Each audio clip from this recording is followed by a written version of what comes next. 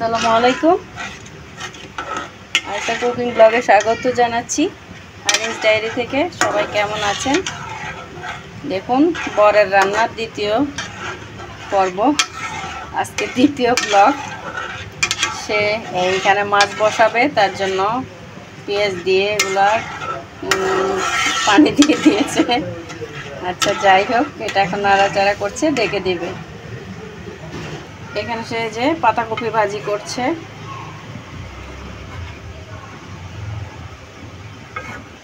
কই মাছটা অলরেডি ভাজা হয়ে গেছে, এটা সে ভেজে রেখে দিয়েছে। এখানে পটলটাও কেটেছে, পটল দিয়ে কই মাছ দিয়ে রান্না করবে। এই তো সে এখন সবজিগুলো দিয়ে নাড়াচাড়া করতেছে।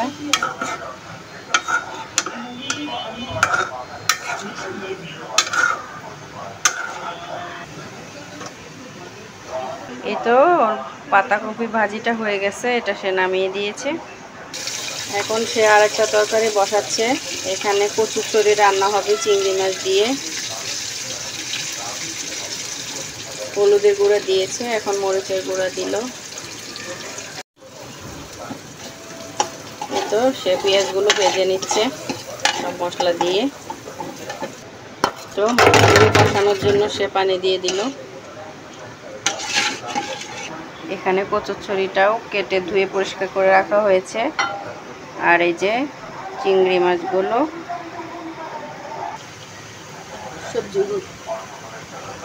সবজিগুলো কষানো হয়ে গেছে, এখন মাছগুলো দিয়ে দিচ্ছে। তো মাছগুলো দেওয়া হয়ে গেছে, একটু ঢেকে দিয়ে এইগুলো কষানো হয়ে গেছে, এখন ঝোল দিয়ে দিবে। এই তো সে সব কষানো সব কিছু শেষ করে একদম ঝোলের জন্য পানি দিয়ে দিয়েছে। মাঝে মাঝে অসুস্থ হওয়া ভালো, কি বলেন? তাও বরের হাতে রান্না খাওয়া যায়। এমনিতে তো জীবনেও রান্না করবে না। এখানে অন্য কারিটা বসানোর জন্য সে ঝোলটা দিয়েছে, এটাও ভালো আসছে, এটা আরেকটু হবে। এখানে পটল দিয়ে কই মাছের কারিটা মোটামুটি হয়ে এসেছে। আমি জানি না এটা টেস্ট কেমন হবে, সে বসিয়েছে, সে জানে।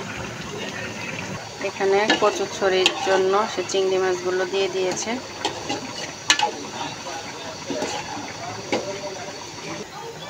ফাইনালি তরকারিটা এমন হয়েছে। আমাকে লবণ দেখিয়েছিল, আমার কাছে মনে হয়েছে লবণটা বেশি হয়েছে। আমি জানি না, লবণটা একটু বেশিই মনে হলো। যাই হোক, যাই করেছে, কিছু না এর থেকে কিছু তো করা অনেক ভালো। যা পেরেছে তাই করেছে, ভালোই হয়েছে। এখানে ছড়িগুলো দিয়ে কষাতে দিয়ে দিয়েছে, এখন ঢেকে দিবে। এটা কষানো হয়ে গেছে, ঝোল দেওয়ার পালা।